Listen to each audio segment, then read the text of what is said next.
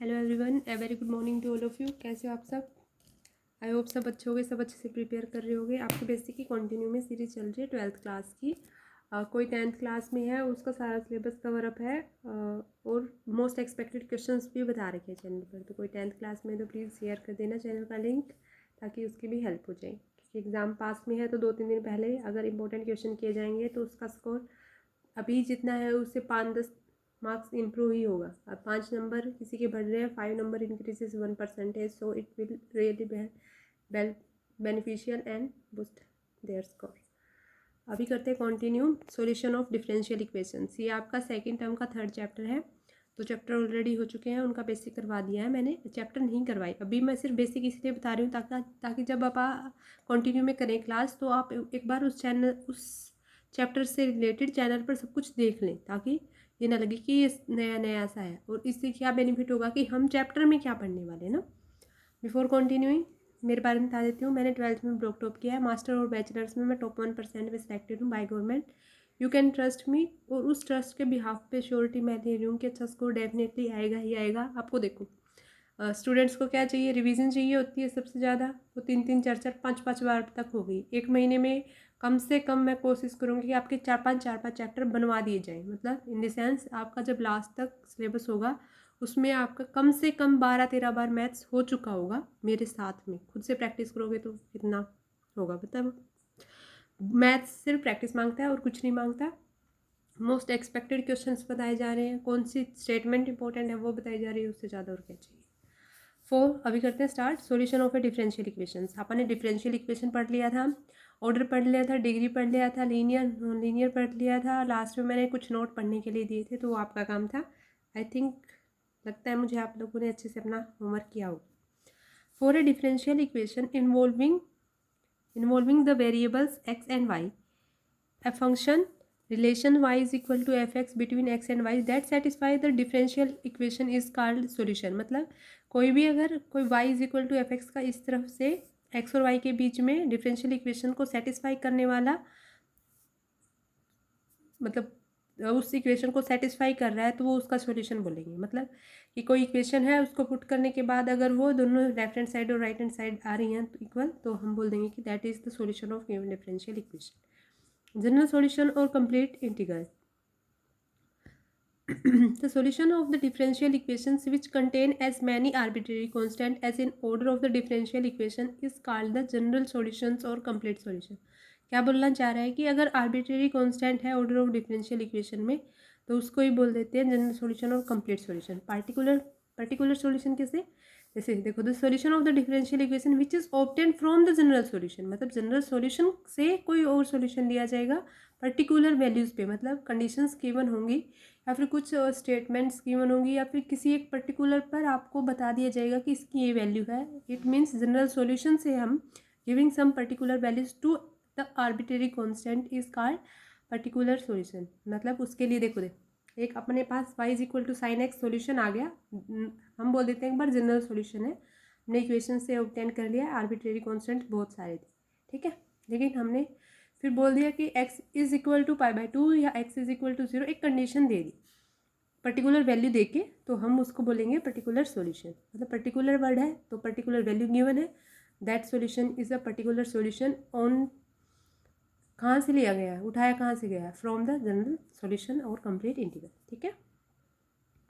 Illustration में क्या बोल रहा है, consider the differential equation dy by d x is equal to m, clearly y is equal to m x and y is equal to m x plus c both satisfy the differential equation. जहाँ पे c is equal to 0 हो गया तो एक particular हो गया ना, तो हम बोल देंगे कि जनरल सॉल्यूशन से हम एक पर्टिकुलर सॉल्यूशन में जा सकते हैं। नोट क्या बोल रहा है, the number of the arbitrary constant in the general solution of a differential equation is same as its order. मतलब जितने भी आर्बिट्रेरी कांस्टेंट है जनरल सॉल्यूशन के, डिफरेंशियल इक्वेशन के, वो हमेशा सेम होंगे उसके ऑर्डर में। एग्जाम्पल बाद में करेंगे, अभी बेसिक कर रहे हैं तो एक बार बेसिक करवा देते हैं अच्छे से। अब करते हैं solution of differential equations by the method of variable separable.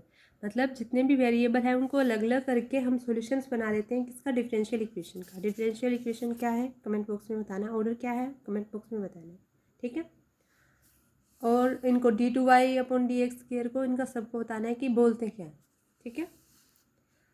If in an equation it is possible to get all the functions of x and dx on one side and all the functions of y and dy to the other side, then the variable are said to be separable। मतलब separate करना है। चलो इसको थोड़ा सा एक daily routine से समझते हैं। जैसे आप आटा बनाने के लिए पहले गेहूं को साफ़ किया जाता है, तो उसके अंदर कंकर वगैरह या कुछ और मटेरियल जो उसके साथ इन्वॉल्व है उसको अलग से कर दिया जाता है। मल्टीग्रेन्स आटा भी बनाया जाता है जिसमें बहुत सारे इंग्रेडिएंट्स जैसे बाजरा वगैरह सब कुछ डाल दिया जाता है। तो आप आइए एज्यूम कर लेते हैं कि बाजरा, गेहूँ और चने हैं, या फिर गेहूँ और चने हैं। हम उनको सेपरेट करते हैं, किससे करेंगे? अब गेहूँ तो बड़ा होता है और जो गेहूँ छोटा होता है एज लेवल एज कंपेरेटेबल टू चना, तो हम थोड़ी बड़ी छालनी ले लेंगे जिसमें चने चने तो ऊपर रह जाएंगे और सारे के सारे गेहूँ नीचे आ जाएंगे। ठीक है, तो उससे क्या होगा, वो सेपरेट हो जाएंगे। तो इसी बात को यहाँ पे क्या बोल रहा है कि वाई एक्स और डी एक्स को अलग कर दो एक साइड पे, वाई डी वाई को अलग कर दो, और हम उससे सेपरेबल करके वेरिएबल सेपरेबल से हम सॉल्यूशन फाइंड आउट कर लेंगे गिवन डिफरेंशियल इक्वेशन का। ठीक है, टाइप देखते हैं, दो टाइप है इसकी। कैसी कैसी है? Differential equation of the type d y by d x is equal to f x means कोई ऐसे गिवन है फंक्शन, तो हम एक तरफ y ले लेते हैं और एक तरफ एफ एक्स, है ना। अपना रूल ही यही है, इन्होंने भी यही बोला है, अपना रूल भी यही है, सेपरेट करना है। कैसे भी करो, आपकी मर्जी है, बस सेपरेट कर दो। एक तरफ y दिखना चाहिए, एक तरफ x दिखना चाहिए। D y by d x is equal to f x given था, तो डी वाई इस तरफ रह गया, डी एक्स इसकी साइड मल्टीप्लाई चल गया, क्योंकि एफ एक्स और डी एक्स एक साथ चाहिए, y अलग चाहिए। कुछ y वाली टर्म होती तो वो इस साइड ही रहती। ठीक है, उसको अगर वो दूसरी साइड है भी तो उसको हम इस साइड लेके आते। ठीक है, इंटीग्रेट कर देते हैं दोनों साइड। डी वाई का इंटीग्रेशन किसके रिस्पेक्ट में करना है? दोनों का इंटीग्रेशन कर दिया और इंटीग्रेशन का कांस्टेंट सी लगा दिया, तो डी वाई का इंटीग्रेशन वाई के इसी का इंटीग्रेशन है, तो डेरिवेटिव और इंटीग्रेशन से कैंसिल हो जाएगा, वाई आ गया। एफ एक्स डी एक्स का क्या होगा अभी नहीं बता सकती क्योंकि फंक्शन गिवन होना चाहिए। Which is the required solutions where c is an arbitrary integration constant, इसकी कुछ ना कुछ वैल्यू हो सकती है। This call don't call it कच्चा, जो इसकी कोई ना कोई वैल्यू आएगी। ठीक है, अब इसके दूसरी टाइप क्या बोल रही है? दूसरी type differential equation of the type d y by d x is equal to f x into g y. मतलब एक फंक्शन तो था d y by d x is equal to f x, एक तो था हमारे पास, लेकिन एक जी वाई और आ गया, मतलब एक वाई में भी वेरिएबल आ गया, फंक्शन आ गया और वेरिएबल के साथ आ गया। देन एक एक्स में ऑलरेडी है, तो हमें दोनों को सेपरेट करना है। कैसे करेंगे वो सीखते हैं। G y is not equal to zero, अगर ज़ीरो ही हो गया तो वो ज़ीरो ही बन जाएगा, ज़ीरो बन जाएगा तो इस तरफ ज़ीरो हो गया, इंटीग्रेशन करने का कोई बेनिफिट नहीं रहेगा। तो एफ एक्स जी वाई है, एक तरफ वाई वाले करने हैं, एक तरफ एक्स वाले करने हैं, तो F x into D x हो गया, जी वाई इसके डिवाइड में आ गया, इंटीग्रेट कर देंगे। ठीक है, अब इसका इंटीग्रेशन क्या होगा कुछ नहीं बोल सकते क्योंकि हमें फंक्शन नहीं पता। Which is the required solutions where c is an arbitrary constant which is integration constant. Note है, never forget to odd and arbitrary constants on one side only, otherwise it is not a general solution. The nature of the arbitrary constant depends upon the nature of the problem. The solution must be put as in simple form as possible, मतलब कितना छोटा हो सकता है उसको उतना छोटा लेके आओ, मतलब अगर वन वैल्यू आ सकती है तो वन तक तो लेके जाओ, है ना। अभी करते हैं कंटिन्यू। अगला क्या है? Homogeneous differential equation, new topic है, अब इसी चैप्टर का है, इंपॉर्टेंट है। मतलब ये वाला और इससे अगला वाला 4.81 4.8 and 4.8.1 which is really really really really important for your exam. तो अच्छे से कर लेना, दोनों को समझते हैं। Homogeneous function, a function is said to be an homogeneous of the nth degree is in x and y if it can be put in the form of x raised to power n f of y upon x। अगर कुछ ऐसे ऐसे लिखा जा सकता है then we call that is a homogeneous function। याद कर लेना, अच्छी बात है और पेपर में आएगी। अल्टरनेट फंक्शन है एफ एक्स वाई का, उसको होमोजीनियस बोल देंगे nth डिग्री का अगर f of lambda x comma lambda y is equal to lambda raise to power n f x y from any zero non zero constant lambda. जैसे ये वाला question है, इसमें x और y है तो x raise to power n, ठीक है। x raise to power n का कैसे होगा, 3x प्लस 2y है, उसको कैसे कैसे लिख सकते हैं, तो या तो इस वाला फॉर्म में ले लो lambda f of x y, या फिर इस वाले में ले लो। तो फंक्शन है तो 3+2 ऑफ वाई अपॉन में एक्स कर दिया, एक्स यहाँ से कॉमन निकाल दिया, एक्स रेज टू पावर 1 और ये फंक्शन बना दिया, तो ये 1 डिग्री का बन गया। ठीक है, ऐसे ही अगला है तो वहाँ से क्या निकालेंगे कॉमन, वाई अपॉन में एक्स करना है तो एक्स स्क्वायर कॉमन निकाल लेते हैं सारे के सारे से, तो वाई अपॉन में एक्स भी आ जाएगा, इससे कैंसिल होके तो ये 2 डिग्री का बन गया। देख लेना आप अच्छे से, डेफिनेशन क्लियर होगी इजी सी है। अब तो ये पढ़ा अपने होमोजीनियस फंक्शन, अब पढ़ेंगे homogeneous differential equation. At differential equations in x and y is said to be homogeneous differential equation if it can be put in the form of d y upon में d x f one, और right hand side में क्या है f one x y upon में f two x y, where है f one x y and ये जो दोनों है वो होमोजीनियस फंक्शन है सेम डिग्री के। तो ये बात इंपॉर्टेंट है, एमसीक्यू में पूछी जा सकती है। फॉर एग्जांपल कुछ ऐसा है तो नीचे भी 2 डिग्री है ऊपर भी 2 डिग्री है, तो इसको बोल देंगे होमोजीनियस डिफरेंशियल, ये है होमोजीनियस फंक्शंस, और इसको कंप्लीट को क्या बोलेंगे, this is known as homogeneous differential equation. Important है पेपर पॉइंट ऑफ व्यू से भी, तो कर लेना अच्छे से। अभी है ये वाली थ्योरम, इसको करने के बाद बाइंड अप करते हैं। क्या बोल रहे हैं, टू सोल्व द इक्वेशन, बहुत इंपॉर्टेंट है, 4 मार्क्स में भी डायरेक्ट पूछी जा सकती है, लेकिन रिजल्ट बहुत बहुत इंपॉर्टेंट है। अगर यहाँ से क्वेश्चन नहीं आया तो डेफिनेटली एक्सरसाइज से एग्जाम्पल उठेंगे एनसीईआरटी के। ठीक है, to solve the equation d y by d x is equal to this one, where ये दोनों क्या है homogeneous function of the same degree. तो आपा को क्या करना है, ऐसी इक्वेशन प्रूव करनी है या फिर इन दोनों को फंक्शन प्रूव करना है, बताओ। हमें कुछ नहीं करना, हमें सिर्फ सोल्व करनी है इक्वेशन। तो ये जो गिवन इक्वेशन है क्या करना है, टू सोल्व द इक्वेशन, और बता दो सेम डिग्री के आए हैं नहीं आए, ये तो गिवन ही है, सेम डिग्री के होंगे तभी कंडीशन सेटिस्फाई होगी। तो गिवन इक्वेशन है d y by d x this one जो दे रखे हैं।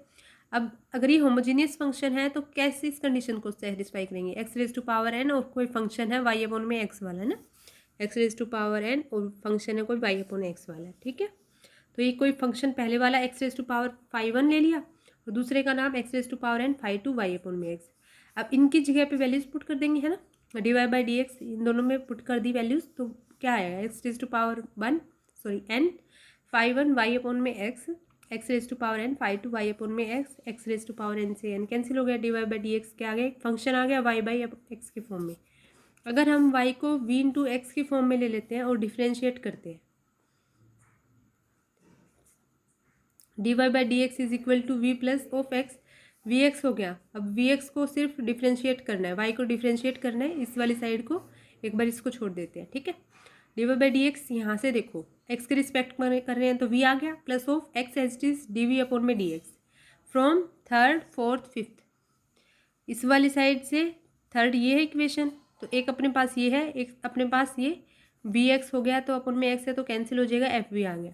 उनको सोल्व करने के बाद आ गया अपने पास v plus x d v by d x is equal to f v, एक तरफ v ले लेते हैं और एक तरफ f एक तरफ v वाले ले लेते हैं और एक तरफ x वाले ले लेते हैं। तो देखो कहाँ कहाँ से सेपरेट हो सकते हैं, ये डी एक्स अपॉन में x करेंगे इस तरफ, और ये डी वी अपॉन में f v minus of v हो जाएगा, इंटीग्रेट कर सकते हैं, और जो भी सॉल्यूशन आएगा उसमें वापस से जो v है उसको y अपॉन में x पुट कर देना, ताकि हम तो चेंज करके चलेगा, लास्ट में आंसर तो वही चाहिए जो गिवन में था। तो ये इंपॉर्टेंट है, रिजल्ट अच्छे से करना इन द सेंस कि सेम डिग्री का होना चाहिए। कैसे कैसे सोल्व करना है ये बता दिया, इजी सा कॉन्सेप्ट है। If the homogeneous differential equation in the form is of the form d x upon में d y is equal to this one, where f x y is homogeneous function of degree 0, तो put क्या करेंगे x is equal to v by and general solution फिर वापस से put कर देंगे जो ऊपर डिस्कस किया भाई। ठीक है, thank you so much for watching and listening. Please like share comment कर दिया करो, और सब्सक्राइब तो चैनल को कर ही लो, और आइकन प्रेस जरूर कर लेना ताकि आप कोई भी अपडेट मिस ना हो। बहुत यूज़फुल क्लासेस हैं, कोई कंटिन्यू में बना है उसको पता है, जैसे गवर्नमेंट स्कूल के बच्चे बहुत सारे जुड़े हुए हैं भिवानी वाले भी, तो उनको पता है कि हाँ भाई अच्छा कंटेंट मिल रहा है, और अच्छी बात तो ये है कि आपको एक्सपेक्टेड चीज़ें भी पता चल रही है, इंपॉर्टेंट एग्जाम्पल मिल गए, अब उससे ज़्यादा और क्या चाहिए। और मेन बात यही होती है कि कोई गाइडलाइन करने वाला मिल जाए तो अपने आप स्कोर अच्छा हो ही जाता है। कोई भी अगर आपका कोई डाउट है किसी बात से रिलेटेड, मैथ से रिलेटेड या किसी और सब्जेक्ट से रिलेटेड, कमेंट बॉक्स में ज़रूर पूछना। मेरी तरफ से हर एक टाइप की परमिशन है मैथ से रिलेटेड कोई भी क्वेश्चन पूछने की, ठीक है।